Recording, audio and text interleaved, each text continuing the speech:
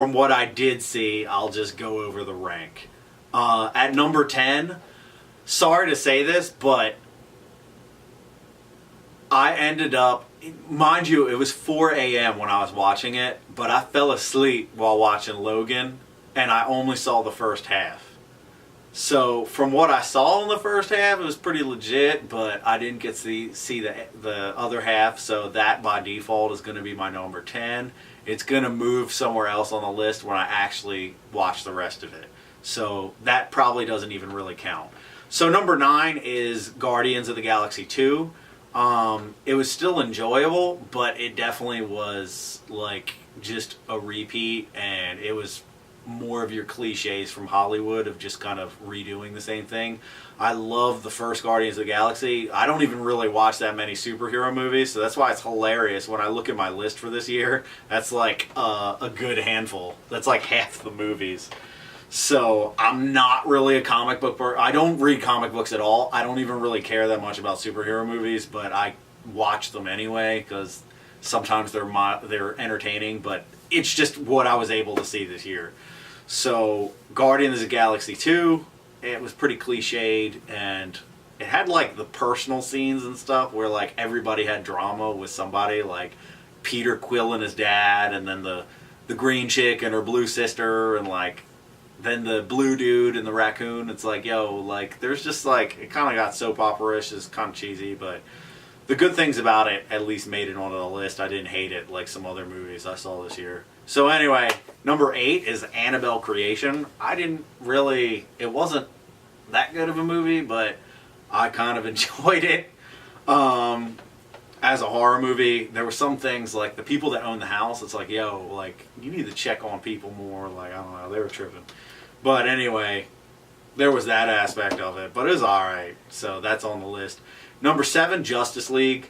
There's a lot of flaws with it, with like the cliched villains and all that other stuff, but overall I had a good time because I expected it to be crappy, and that's a few movies on my list. Like, I expected certain movies to be crappy and they weren't, and I was like kind of surprised. So Justice League wasn't bad. I kind of enjoyed it. Like Superman coming in at the end was kind of cool, but anyway, that's there.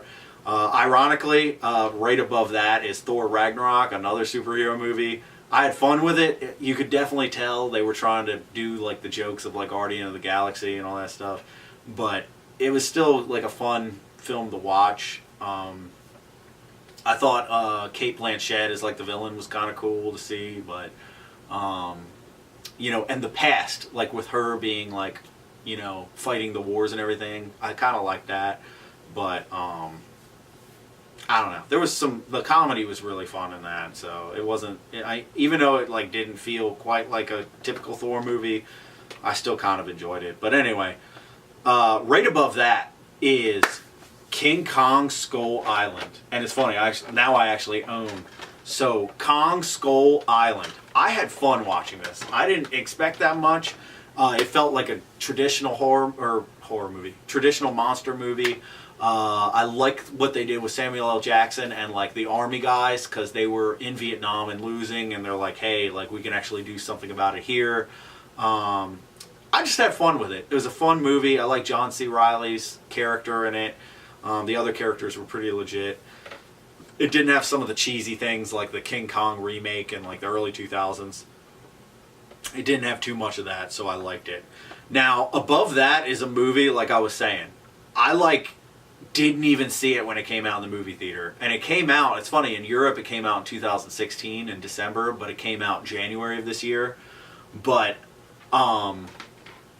I didn't even bother seeing it. And from what the critics told me, it was like crap and people didn't really pay attention to it. But I ended up just watching it on like YouTube. It was like, I don't know, like subtitled in Guatemalan or something. And like I ended up, or whatever, Guatemalan. It was like in Spanish or whatever. Or whatever, like the guy that posted it was from Guatemala and said, hey, like I'm posting it in Spanish. But anyway, what's it called? Underworld Blood Wars. And now I've been a fan. I liked the first couple Underworld movies. I like them. All right, they're cheesy. They're like kind of dumb, but I like them. All right, I like vampire stuff, you know, whatever. I fit that cliche with goth and metal and all that stuff. All right, so I like vampire stuff. I really didn't like Underworld Awakening or whatever that crap was. I thought it was trash. The plot, the writing was terrible. And so that's why, because of how crappy that movie was, I thought this Blood Wars movie was going to be trash. When I actually watched it and ended up buying it or whatever, I was sorely mistaken. Like, it was really entertaining. Sure, it has its cheesy moments and like kind of over the top stuff, but I really liked it. I liked the characters. I liked what they did with David and what's it called, with his father. I liked what they did with Samira, like the villain. You had her motivation. She hated Selene for killing Victor, and like she wanted to take over the Coven, so it was understandable. Marius was a pretty believable villain for the Lycan side. They tied in loose ends. That's another thing. They tied in loose ends, so as a writer, I like that. They had like Michael getting killed and like you, so okay, enough about her like looking for Michael and complaining. Her daughter was somewhere else. Like, who knows if they're going to use that for anything else in the future, but you know, she's out of the picture. So overall, I enjoyed it. I thought it was a fun film.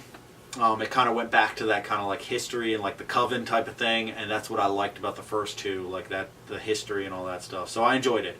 So number 3, Wonder Woman, and that's another movie. I really enjoyed it. I thought it was well done, and people talk about how that's like the best DC movie or whatever, or like since Batman and all that stuff. Whatever. I don't really care about that, but I just enjoyed it as a film. I thought the first half of the film was spectacular. The background, the humor was great.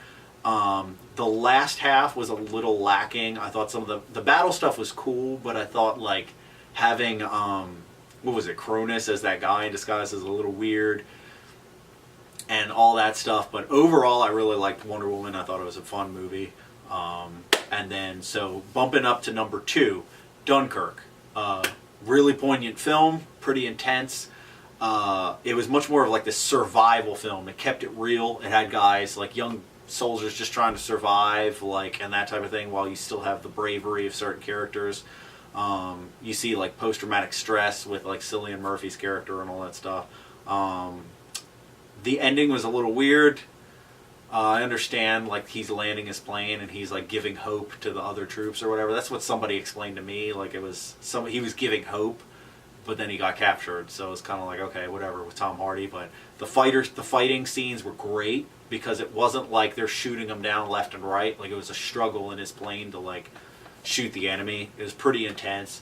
But most importantly, seeing the civilians in the boats coming to save the guys, really poignant, real awesome as like that survival, like just trying to survive, real intense, really gritty and realistic. So it kept it real. Dunkirk's my number 2. And without further ado, my favorite film in 2017, as far as what I've seen so far, is War for the Planet of the Apes. Really liked the film. All right. I really enjoyed the Planet of the Apes film. I was a little late in the game. I didn't even get to see that. I saw this one in the movie theater, but didn't really get to see the others. A friend recommended them to me. You know who you are if you're watching this, so kudos.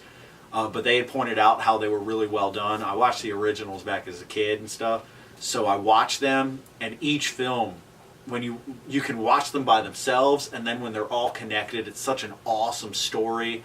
It really depicts like that Northern California and like the nature of California really well. But this one, it's just, it all, like, hey, me in conclusions and tying in loose ends, but I really like this film. Like, the only complaint maybe is the little girl or whatever, but I don't really care that much. Like, I thought this was a great film from beginning to end. Woody Harrelson was fantastic, and then Andy Serkis as Caesar, awesome. It was gritty. It had like the whatever, like the action sequences and like the survival, and like, and it also had that like Great Escape vibe with like the prison and everything. And so just an intense movie. Definitely check it out. So, but anyways, if you have recommendations, definitely let me know. Other than that, 17 was a pretty epic year. It's pretty intense when I look at it from the beginning to the end. For me, as an individual, like, I watched myself move from Florida back up to Philly, and I ended my military my active duty, whatever commitment, and did all the moving and all that stuff. So it's been a pretty intense year. It's good to be back in Philadelphia. So anywho, and it's like 10 degrees outside right now. So stay warm. Happy New Year, and I'm excited for what 2018 brings. All right, y'all take care.